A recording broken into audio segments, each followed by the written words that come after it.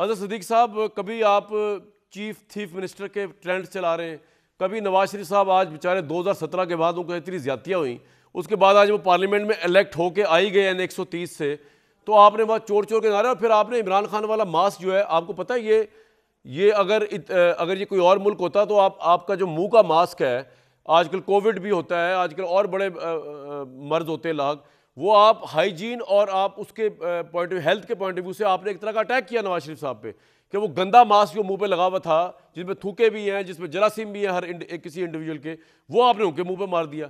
तो यार ये तो कोई तहजीब नहीं है, कभी आप चोर कह रहे हैं उनको, कभी आप मास्क मार रहे हैं, इस तरह किस तरह स्टेबिलिटी आएगी पाकिस्तान में सर? अजहर भाई बहुत शुक्रिया कामरान भाई। सवाल ये नहीं है, सवाल बड़ा सीधा सा है, यानी मैं उसको किसी को डिफेंड नहीं कर रहा।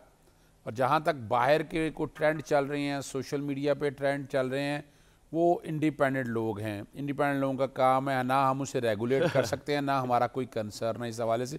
अगर लोग अपनी दिल की भड़ास निकाल रहे हैं और हकायक बयान कर रहे हैं, तो आर्टिकल 19 और 19 से इजाज़त देता है। सिर्फ चंद चीज़ें अगर रोकता है तो उसके लिए फिर कानून साजी आप लोगों ने की नहीं, हम लोगों ने, और क्रेडिट जाता है हम लोगों को कि ऑनलाइन रूल्स के हवाले से आप कंडेम करते हैं कि ये सोशल मीडिया के ऊपर जो चीफ मिनिस्टर का ट्रेंड चल रहा है, इसको कंडेम करते हैं, आप लाताल्लुकी का ऐलान करते हैं? नहीं, नहीं, मैं आज स्पोर्ट्समैन स्पिरिट का मुजाहरा करते हैं, आगे चल। मैं मेरी एक बात सुनिएगा, देखिए हर एक का अपना एक राइट है।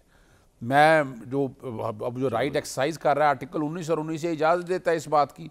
अब मैं तो कोई हूँ नहीं रोकने वाला उनको, उनकी अपनी मर्जी है, और वो बेहतर समझते हैं कि जो कुछ इस मुल्क के अंदर हो रहा है, चाहते हुए भी, यानी पिछले 2 सालों से जो कुछ हुआ, तो ये सियासी जमातें एक बड़ा पॉजिटिव रोल प्ले कर सकती थी, ये इकट्ठे आगे हो सकती थी, मिसाक पाकिस्तान की दाग बिल रख सकती थी, नहीं रखीगी, और फसाइयत की इंतहा कर दिया। आज भी देखें ना, आज के दिन तो इन्हें चाहिए था कि असेंबली का इजलास नहीं होगा जब तक, और सदर पाकिस्तान को देखें मलाइन किया गया, कहा गया आइन तोड़ा गया, हालांकि आइन का आर्टिकल 51 और 50, आज आपको बताऊं, आज कुछ समझ नहीं रहा।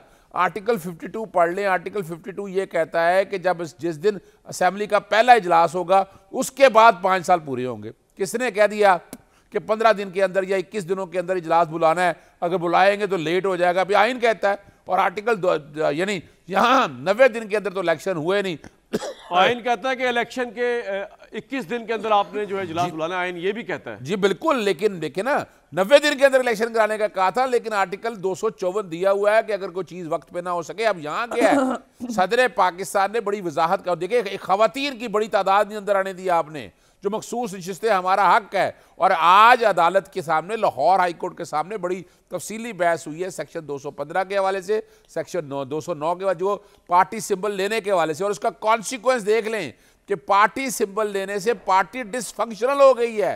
पाकिस्तान तहरीक इंसाफ का वजूद ही मिटा दिया असेंबली के अंदर से। आप अंदाजा लगाएं कि इलेक्शन कमीशन के एक एक्शन है कि एक सर्टिफिकेट जमा नहीं कराया, और इस पे आज फैसला महफूज हो गया है। तेरा इलेक्शन टाइम पे भाई, देखिए मैं इलेक्शन करा लिया था कि आप अपना इंट्रा पार्टी इलेक्शन ना कराएं। देखिए मेरी बात सुने, इंट्रा पार्टी अगर इलेक्शन नहीं कराए तो पार्टी डिसफंक्शनल नहीं होती है।